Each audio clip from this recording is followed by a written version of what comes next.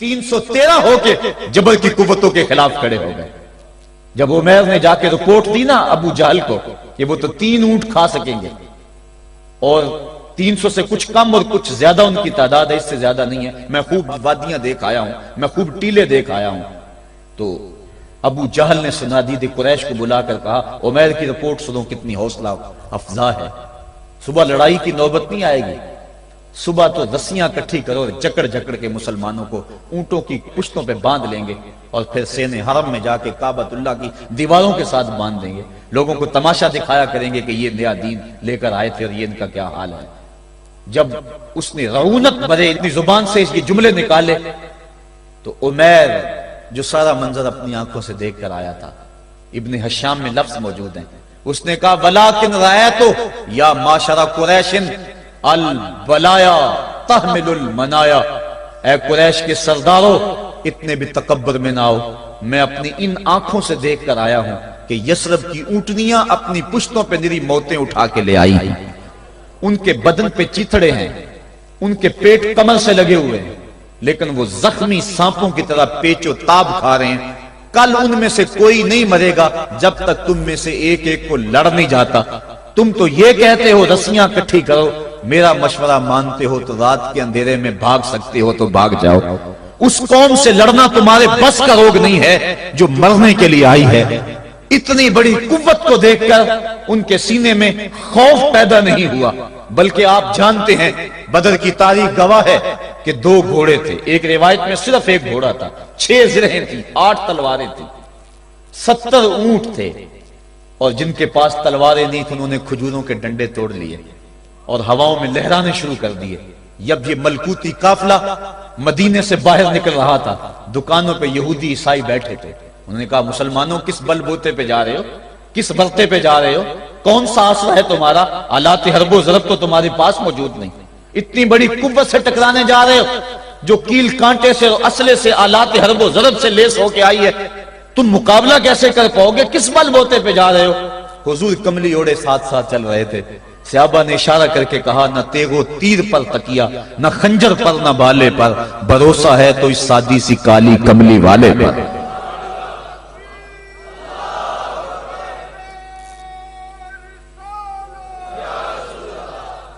اب اس ماحول میں جبکہ کفار پورا لاؤ لشکر لے کے آئے اور ابو جہل نے کہا اعلان کر دو لنا عزا ولا عزا لکم، یہ ان کے بت کا نام ہے، ہمارے پاس عزا ہے تمہارے پاس عزا نہیں، ہمارے پاس لات ہے تمہارے پاس لات نہیں، ہمارے پاس منات ہے تمہارے پاس منات نہیں، ہمارے 360 خدا اور تمہارا ایک خدا، مقابلہ ہی کوئی نہیں۔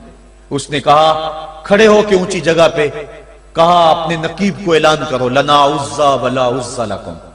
حضور کے کانوں میں آواز پڑی، فرمایا علی تم بھی اونچے ٹیلے پہ کھڑے ہو جاؤ اور تم ان کو جواب میں کہو اللہ مولانا ولا مولا لکم، اللہ ہمارا مولا ہے تمہارا مولا کوئی نہیں ہے۔ اور پھر حضور نے سجدے میں سر رکھ دیا۔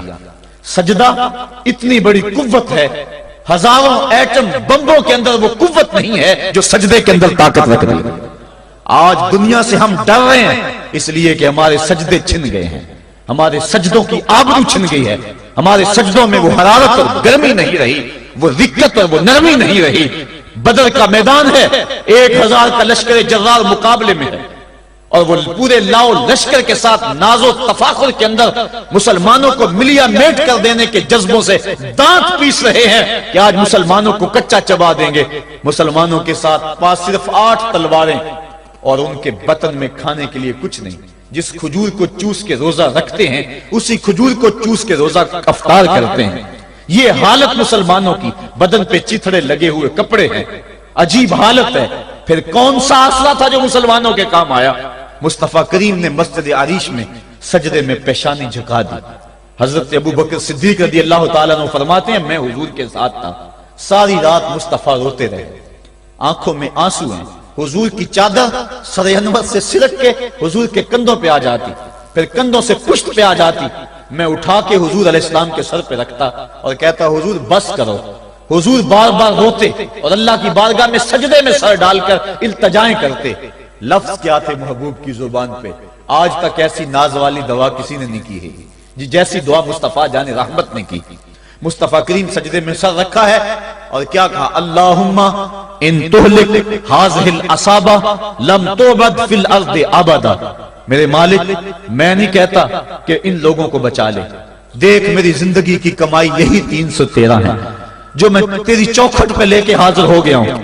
میری زندگی کا کل اثاثہ، میری زندگی کا کل سرمایہ کوہ ابو قبیس پہ کیے گئے درسوں کا نتیجہ، عکاظ کی منڈی کے اندر دیے گئے درسوں کا نتیجہ، اور ذی المجال کے میلے میں تیرے دین کی تبلیغ کا نتیجہ، طائف کے بازاروں میں پتھر کھا کھا کے جو تبلیغ کی اس کا نتیجہ، رستے میں گڑے، رستے میں بچتے ہوئے کانٹے، اور مکے کے بازاروں میں میرے بدن کے اوپر پڑتی ہوئی اوجریاں، میں نے پھر بھی تیرا کلمہ بلند کیا. میرے مالک میری پوری زندگی کا گداز، میری پوری زندگی کا سرمایہ، میری زندگی کے آنسو، میری زندگی کا رونا سینے حرم کے اندر کعبۃ اللہ کی چھاؤں کے میں سجدے کر کر کے، کوئی کبھی میں نے عمر مانگا، کبھی میں نے حمزہ مانگا، تیرے دین کے لیے میں نے جو ایک ایک کر کے تنکا جوڑا اور یہ ایک چھوٹا سا گھونسلہ بنایا. یہ گھونسلہ اب بجلیوں کی زد میں ہے، کفار کی بجلیاں اس گھونسلے کو جلا دینا چاہتی ہیں. میرے مالک میں یہ نہیں کہتا کہ میرا گھونسلہ اور میری یہ مٹھی بھر جماعت اور یہ چند میرے لوگ اور یہ میرا سرمایہ اور اثاثہ، میری پوری زندگی کی کمائی، میری جوانی کا سرمایہ جو میں نے تیرے سامنے لا کے رکھ دیا ہے، میں یہ نہیں کہتا ان کو بچا لے، لیکن میرے مالک اگر یہ نہ رہے تو قیامت تک پھر تجھے بھی خدا کوئی نہیں کہے گا. ان تہلک ہذہ العصابہ لم تعبد فی الارض ابدا. اگر یہ نہ رہے تو قیامت تک تیرے نام کے ڈنکے بجانے والے بھی دنیا پہ نہیں ہوں گے. یہ حضور نے اللہ کی بارگاہ میں دعا کی اور سجدے میں سر رکھا ہے. حضور علیہ السلام کی آنکھوں میں اشک جاری ہیں، سجدے سے قوت حاصل کی جا رہی ہے.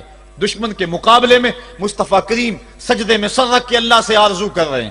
حضرت سیدنا صدیق اکبر فرماتے ہیں اچانک حضور نے سر اٹھایا، میں خوش ہو گیا کہ حضور کے چہرے پہ مسکراہٹ تھی. حضور مسکراتے ہوئے فرمایا ابشر یا ابا بکر ھذا جبریل آخذ بعنان فرسہ. ابو بکر بشارت ہو، وہ جبریل اللہ کی مدد لے کر آ گئے. تو یہ سجدے تھے جن سجدوں نے ظالم اور جابر قوتوں کا منہ توڑ کے رکھ دیا. حضرت علی المرتضیٰ روایت کرتے ہیں رضی اللہ تعالیٰ عنہ، فرماتے ہیں میں نے ہاتھ میں تلوار تھامی اور میدان میں کود پڑا. میں نے کئی کافروں کو واصل جہنم کیا، پھر پلٹ کے دیکھا کہ میں حضور کی زیارت کر لوں، لیکن مجھے حضور نظر نہ آئے.